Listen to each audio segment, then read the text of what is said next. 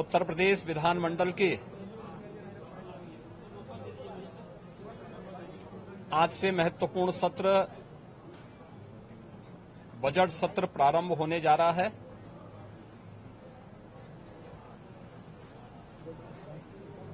विधानमंडल की इस कार्रवाई में भाग लेने के लिए आए हुए सभी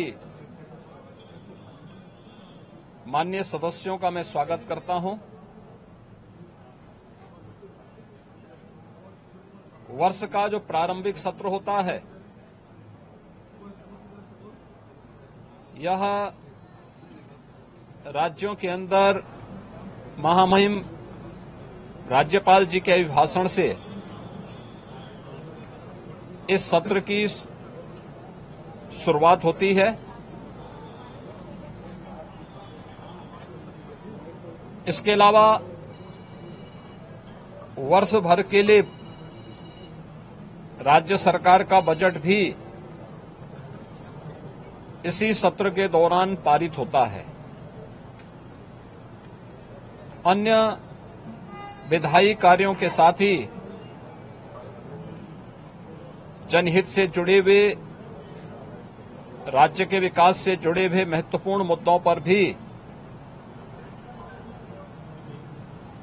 सदन में चर्चा होती है।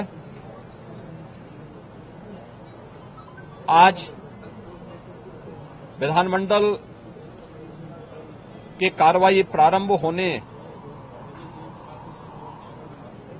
के साथ ही महामहिम राज्यपाल जी का महत्वपूर्ण अभिभाषण संवेद सदन को महामहिम राज्यपाल जी के द्वारा अपने अभिभाषण के माध्यम से संबोधन होगा। इसके उपरांत कल से महामहिम राज्यपाल के भाषण पर सदन में चर्चा भी होगी।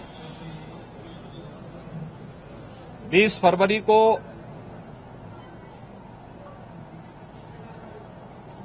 वर्ष 2025-26 का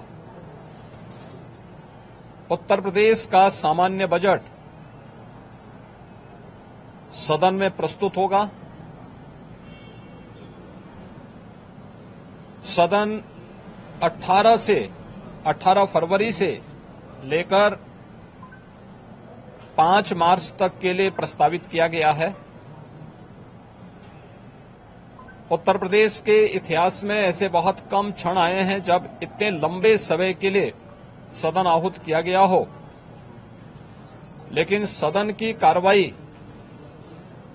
सुचारू रूप से संपन्न हो, यह केवल सत्ता पक्ष का ही दायित्व नहीं होता है, बल्कि विपक्ष का भी उतना ही महत्वपूर्ण दायित्व बनता है। सदन चर्चा परिचर्चा का एक मंच बने।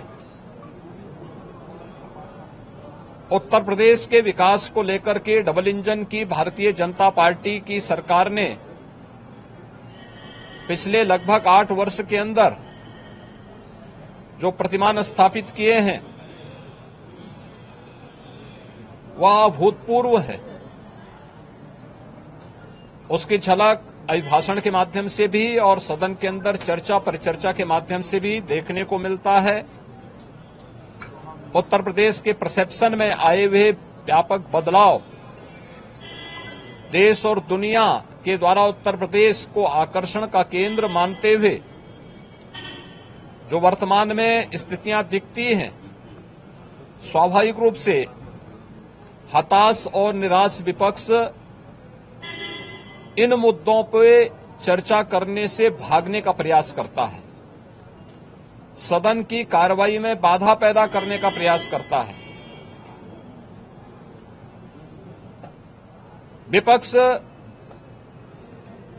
अगर सार्थक चर्चा को आगे बढ़ाने में मदद करेगी तो मेरा अनुमान है कि यह एक बहुत अच्छा सत्र, बजट सत्र हो सकता है, जिसमें अगले 5 मार्च तक चलने वाली सदन की कार्रवाई को न केवल महामहिम राज्यपाल जी के भाषण पर चर्चा करने और सभी सदस्यों को अपनी बात को रखने का, बल्कि सामान्य बजट और अनुदान मांगों पर भी चर्चा के साथ ही विधायी कार्यों को संपन्न करने के साथ साथ अन्य महत्वपूर्ण मुद्दों पर भी, जनहित से जुड़े हुए महत्वपूर्ण मुद्दों पर भी प्रभावी चर्चा का एक मंच सदन बन सकता है और माननीय सदस्यों को अपनी बात को प्रभावी ढंग से रखने का एक अवसर भी प्राप्त होगा। हम उम्मीद करते हैं कि हार की हताशा से परेशान विपक्ष अपनी इस खुन्नस को सदन पर नहीं उतारेगा। सदन की कार्रवाई को सुचारू रूप से संचालन करने में एक सकारात्मक योगदान की हम अपेक्षा करते हैं और मैं सरकार की तरफ से आश्वस्त करता हूं कि जिस भी मुद्दे पर, यद्यपि अभिभाषण और बजट अपने आप में समग्रता को लेकर के दो महत्वपूर्ण मुद्दे होते हैं जिनमें विपक्ष ही नहीं बल्कि सदन का हर सदस्य अपनी बात को प्रभावी ढंग से रख सकता है, लेकिन इसके इतर भी अगर किसी मुद्दे पर विपक्ष चर्चा करना चाहेगा, सरकार उसका तथ्यात्मक जवाब देने के लिए पूरी तौर पर तैयार है। लेकिन हम चाहते हैं कि एक सार्थक चर्चा का मंच सदन बनने चाहिए।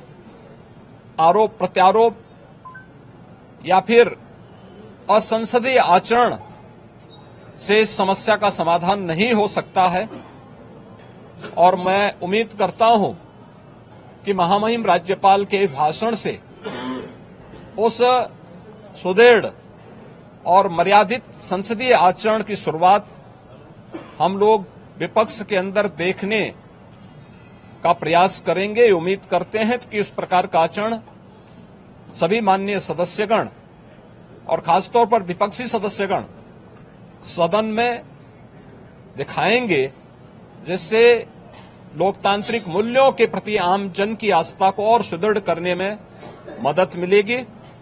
मैं एक बार फिर से बजट सत्र के शुभारंभ के अवसर पर